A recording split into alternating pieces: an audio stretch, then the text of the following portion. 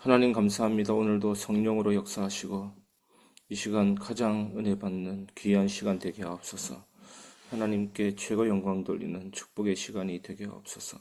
말씀으로 역사하여 주옵소서. 주님의 성령의 충만함을 체험하는 날이 되게 하여 주옵소서. 살아계신 예수 그리스도 이름으로 기도합니다. 아멘. 오늘 성경 본문 말씀드리겠습니다. 여호와께서 그에게 이르시되 두 국민이 내 태중에 있구나. 두 민족이 내 복중에서부터 나누이리라. 이 족속이 저 족속보다 강하겠고 큰 자가 어린 자를 섬기리라 하셨더라. 성경 본문 몇 장 몇 절을 제가 표시 못했습니다. 나중에 찾아보셨으면 좋겠습니다. 오늘 말씀을 요약하겠습니다. 아브라함의 마지막 삶과 이삭에게 축복 전달. 창세기 25장 1절에서 11절입니다. 아브라함은 후처 거두라와 여러 아들을 낳았고 모든 재산을 이삭에게 물려주었습니다. 아브라함은 175세에 죽었으며 이삭과 이스마엘이 그를 막벨라 굴에 장사했습니다. 막벨라 굴은 사라가 묻힌 곳입니다. 그리고 19절에서 28절을 보면 이삭의 가정과 하나님의 약속입니다. 이삭은 40세에 리브가와 결혼했지만 리브가는 아이를 갖지 못했습니다. 이삭이 기도하자 하나님이 응답하셔서 리브가는 쌍둥이 에서와 야곱을 낳았습니다. 하나님은 큰 자가 어린 자를 섬기리라고 예언하셨습니다. 그리고 29절에서 34절을 보면 에서와 야곱의 장자 명분 사건이 나옵니다. 에서는 사냥꾼으로 들 사람이 되었고 야곱은 장막 생활을 즐겼습니다. 에서는 어느 날 배고픔을 참지 못하고 팥죽 한 그릇에 장자 명분을 야곱에게 팔았습니다. 에서는 자신의 장자 명분을 가볍게 여겼습니다. 오늘 말씀을 삶에 적용해 보겠습니다. 첫 번째, 하나님의 계획을 신뢰하기입니다. 이삭과 리브가처럼 인생에 문제가 있을 때 하나님의 도움을 구하며 기도해야 합니다. 하나님은 우리의 간구를 들으시고 당신의 계획대로 응답하십니다. 여러분, 어차피 하나님 뜻대로 될 텐데 기도해봐야 무슨 소용이 있는가? 이런 생각이 들 수도 있습니다. 독재자 하나님 마음대로 하세요. 이럴 수 있습니다. 맞습니다. 하나님은 모든 것을 작정했지만 기도를 통해 인간이 하나님의 역사에 참여하도록 하셨습니다. 단순한 관찰자가 아닙니다. 우리는 하나님의 역사에 동참하는 동력자로 부르심을 받은 겁니다. 하나님이 모든 것을 다 하신다, 준비하셨다, 작정하셨다.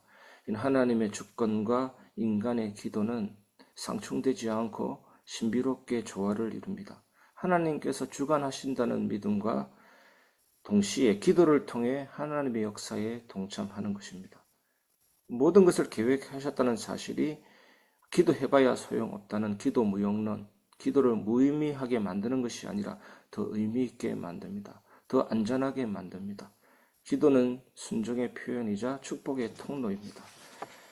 두 번째, 우선순위를 바로 세우기입니다. 에서가 순간의 배고픔 때문에 장자의 명분을 가볍게 여긴 것처럼 우리도 일시적인 유혹에 중요한 가치들을 잃지 않도록 조심해야 합니다. 영적인 축복과 하나님의 말씀을 소중히 여겨야 됩니다. 장자 명분을 한마디로 예수 그리스도를 통한 구원이라고 할 수 있습니다. 영적인 축복, 하나님의 말씀이라고 할 수 있습니다. 그래서 우리가 섣불리 판단하고 결정하고 행동하는 것보다는 계속 기도하고 끝까지 성령 인도 받는 것이 중요합니다. 기도하는 자에게 하나님이 지키고 절제할 수 있고 편안하게 인내할 수 있는 믿음을 더하십니다. 빌립보 4장 7절 말씀 보면 마음과 생각 지키리라. 요한복음 16장 24절에 보면 기쁨을 주십니다. 기도의 직접적인 열매인 기쁨 주시고 요한복음 14장 27절에는 세상이 줄 수 없는 평안함을 주십니다. 그래서 우리는 영적인 축복을 지키고 누릴 수가 있는 것입니다. 세 번째, 하나님의 뜻을 이야기합니다. 리브가는 태중에서 주어진 하나님의 언약, 큰 자가 작은 자를 섬기리라. 이 사실을 알고 야곱을 지지했지만 이삭은 개인적 취향으로 에서를 더 사랑했습니다. 사실 이 두 부부는 이렇게 하지 말아야 됩니다. 서로 안 맞다고 해서 누구를 사랑하고 누구는 미워하고, 물론 에서는 장자 중심 사회였기 때문에 장자를 더 편애할 수도 있는 것입니다. 하지만 이 편애는 어떻게 됩니까? 결국 분열되고 형이 동생을 죽이려고 했습니다. 여러분, 하나님의 섭리의 위대함은 여기서 나타납니다. 이런 불완전함 속에서도 하나님은 언약을 이루시고 구원 계획을 성취해 나가십니다. 하나님이 만물을 붙잡고 다스린다. 이것이 하나님의 섭리입니다. 오늘 하나님의 섭리가 여러분에게 함께하기를 바랍니다. 우리도 하나님의 뜻을 이해하고 그분의 계획을 따라서 가족을 사랑해야 합니다. 사랑할 때는 감정적인 편애를 버려야 되는 것입니다. 편애는 자녀에게 정서적 상처를 주고 심각한 문제를 야기할 수가 있습니다. 모든 가족 구성원을 하나님의 관점에서 공평하게 대하고 사랑하는 것이 중요합니다. 그래서 성경은 강하게 얘기하는 것이 있습니다. 하나님을 내 뜻과 마음과 목숨을 다해 하나님을 사랑하고 내 이웃을 내 몸과 같이 사랑하라. 하나님의 사랑을 받은 사람으로서 자연스럽게 흘러나오는 삶의 방식이 사랑입니다. 이것이 정상적인 그리스도인의 삶이죠. 완벽하지는 못해도 이런 삶을 추구하는 것이 그리스도인의 삶입니다. 오늘 이 말씀을 통해서 그리스도를 발견해 봅시다. 첫 번째, 언약의 계승자 이삭과 예수님. 아브라함의 모든 소유와 하나님의 복이 이삭에게 이어졌듯이 하나님의 구속 계획은 이삭의 계보를 통해 예수 그리스도에게 이어집니다. 하나님이 아브라함에게 뭐라고 했습니까? 처음에는 너로 말미암아 그랬죠. 조금 시간 지나면 내 씨로 말미암아 그랬습니다. 그 너, 내 씨, 이게 결국 갈라디아 3장 16절 그리스도로 말미암아 이렇게 이어지는 것입니다. 그리스도를 통한 영혼 구원, 참된 복의 전달, 이것이 아브라함 가문에 주신 하나님의 언약입니다. 또 우리가 소유하고 간직해야 될 언약입니다. 그리고 형보다 어린 자가 선택된 야곱과 예수님입니다. 야곱이 형 에서 대신 하나님의 약속을 계승하듯 예수님은 세상의 기대와 반대되는 방식으로 하나님 나라의 왕이 되셨습니다. 세상은 어떻습니까? 강함, 지위, 화려함, 권력, 이런 것들을 선호하지만 예수님은 어떻게 하셨습니까? 겸손과 섬김의 왕으로 오셨습니다. 그것이 뭡니까? 십자가입니다.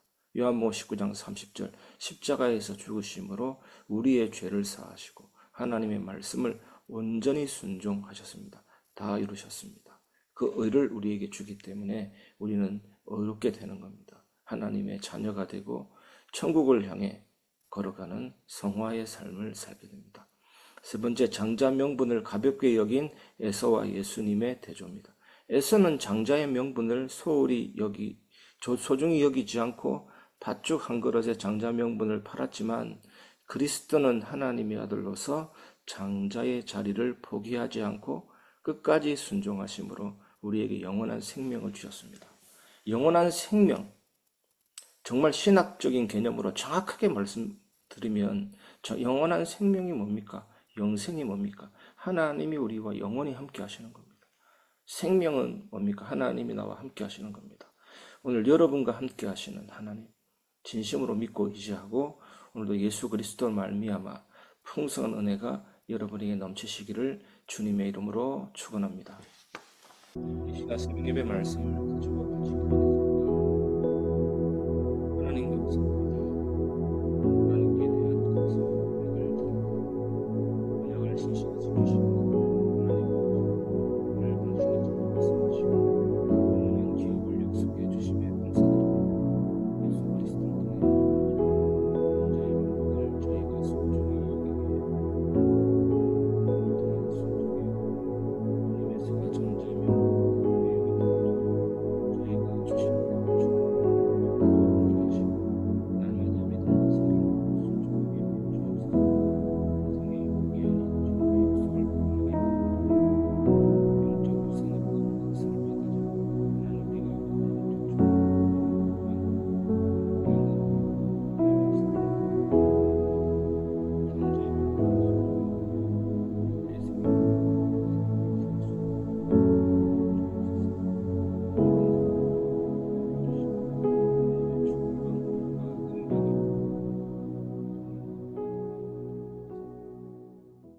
시간 강단 말씀을 가지고 기도하겠습니다. 하나님 감사합니다. 영적 인력을 그런 시대 속에서 우리에게 인력을 인력에 속지 않게 마옵소서. 우리의 모든 말씀과 진리를 채워주시고 늘 깨어 주님의 음성에 귀 기울여 내 의지하고 삶의 주님의 은혜가 저를 시작하게 하시고 시험을 할수 있도록 성령께서 저를 인도하옵소서. 예수님의 주님을 주고